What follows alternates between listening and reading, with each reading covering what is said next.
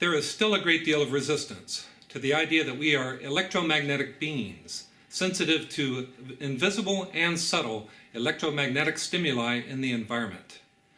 Now, the model which I'm going to be discussing in this video is covered in great detail in my book, Owner's Manual for the Human Vehicle.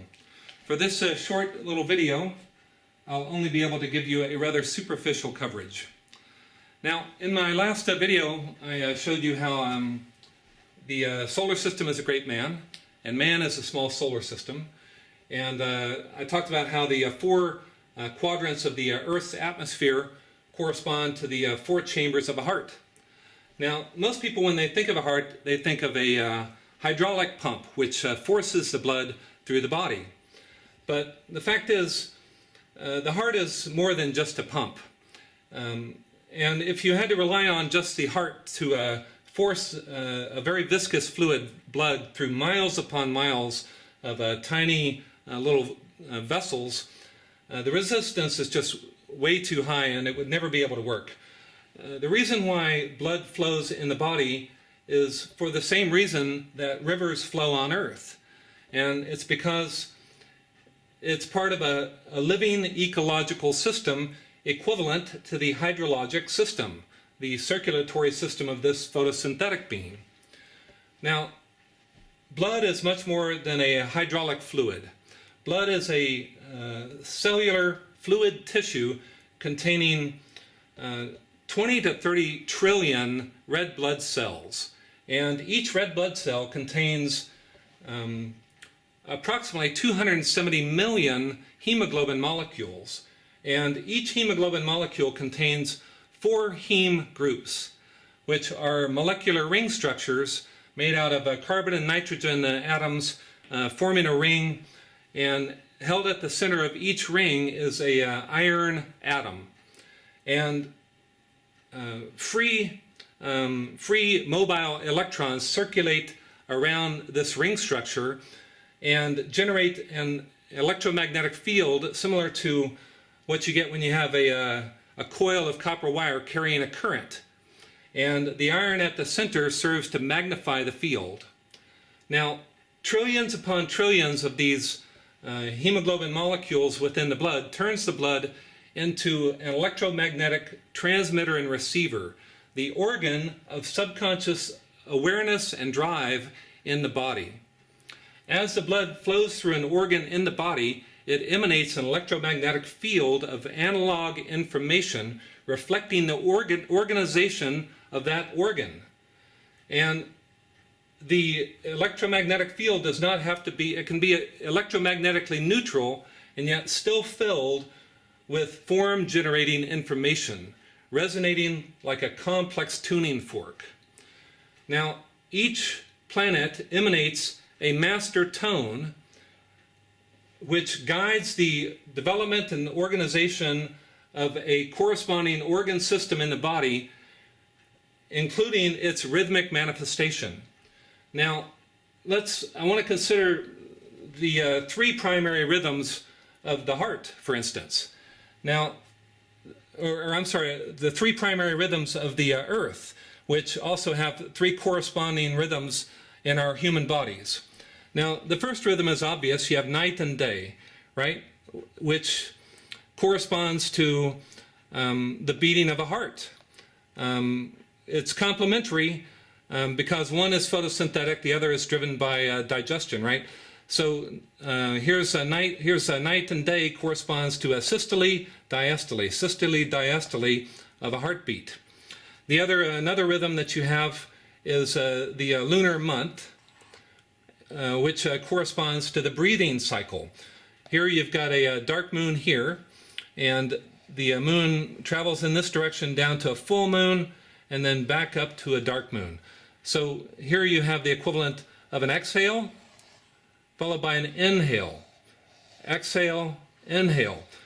Now, the third rhythm, which occurs with the planet Earth, of course, is the seasonal year, which is occurring 2 seasons out of phase at both ends of the Earth, the north and the south hemispheres.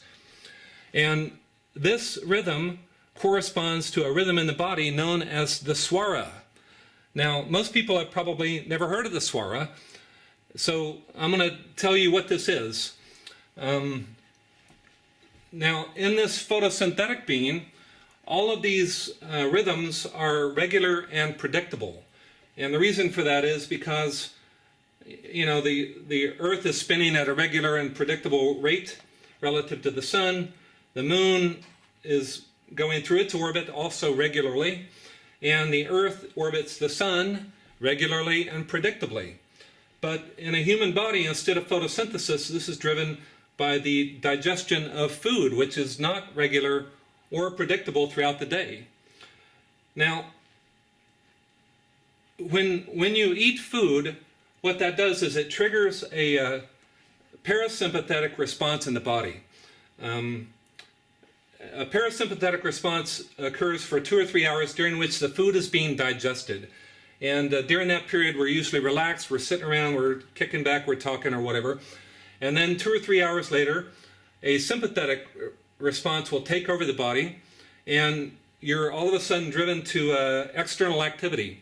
And you go out and you hunt down more food, you prepare the food, and then you eat the food and you go back into a parasympathetic response. So you alternate from side to side like this throughout the day.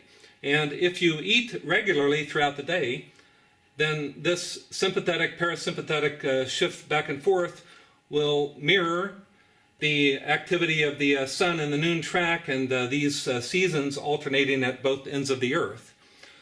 But the problem is that sympathetic activity can be, it can take over the body as part of a fight or flight response. You know, adrenaline is part of the sympathetic activity. So now, when we're in a parasympathetic state, our drive and motivation is considerably different than when we are in a sympathetic state. The parasympathetic Ida is associated with the parasympathetic activity. Ida is associated with also with the arterial bloodstream and the portal circulation. The portal circulation is the circulation which helps digest the food, and it's associated with the left side of the body and the right brain. Ida is ruled by the by a full moon and the dark of the night. Ida is feminine, inward directed, passive, and relaxed. In contrast, Pingala is associated with the sympathetic nervous system, and Pingala is also associated with the venous return, it's the right side of the body and the left brain. Pingala is ruled by the sun and the light of day. Pingala is masculine, it's outward directed, active and aggressive.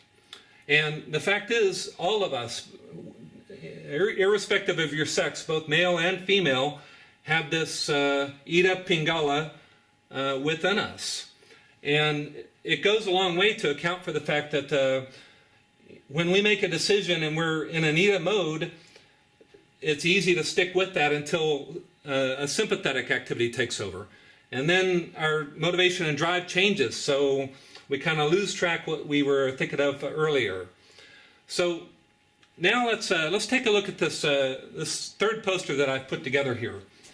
And I refer to this poster as the physiology orientation of the calendar clock. And if you look here, you should notice right away that compared to the other versions of this calendar clock that you've seen, the sun is here on the right side instead of being here at the top, which is unusual, right? And what you'll notice, though, is that even though it's here on the right side, the sun is still fixed at 12, because here's 12 is opposite of 24. Here's 24. So all I've done is I've changed the orientation. I've shifted the clock about 90 degrees and turned the numbers so that they can be read this way.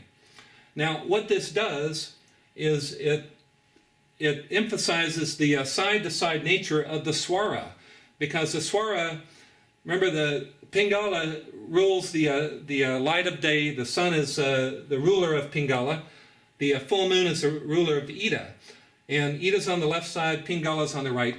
So take a look here. It's August 5.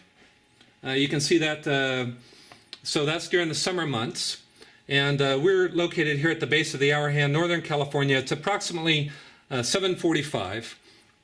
And if you look up here at that time of the year, this is the twilight dial indicator. That shows when sundown is going to occur at 1900 hours, which is about 7 p.m. So you know that this is a symmetric structure, so sunup is going to occur at about 5 a.m., which means that you have about 12, 13, 14 hours of daylight compared to 10 hours of nighttime.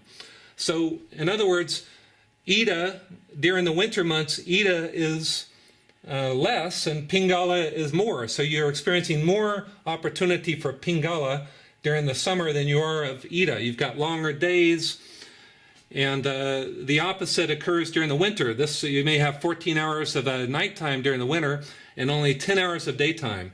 So you should do activities which favor Pingala during the summer. Activities like sports, things that are, very active and expend energy.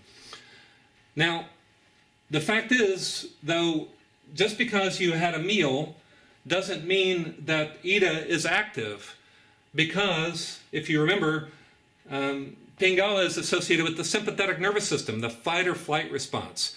So if there's an emergency, Pingala is going to take over, even if you just had a meal. And this, it's useful because, it's better to have Pingala take over and stop digestion for a while than to, you're being attacked by a mountain lion or something, right? Well, you need Pingala. But it is necessary to have a balance here. You need to make sure that these two share over the course of an extended period of time. And if, for instance, you find that you're in Pingala all the time, if you're having a stress response all the time, that's going to affect your health. It'll lead to either a sickness, or long-term it'll cause a disease. So one thing you can do to find out which swara is active during the day is you can do this, you breathe onto the back of your hand through your nostrils with your mouth closed. And it's subtle, but you'll notice that one nostril is more open than the other, and that it will change throughout the day, or it should change throughout the day. So if your right nostril is open, that means that Pingala is active. If your left nostril is open, Ida is active. And you can experiment with this and start to recognize when you need to rest and relax, and when it's okay to be active. So, all right, that's pretty much what I wanted to cover for this video. And in the next video, we're going to be going back to this poster here. And I've already covered these two chakras pretty well. So we're going to focus on the additional chakras that we haven't covered so far and be talking about them. So I hope you come back and check it out. All right. Thanks for watching.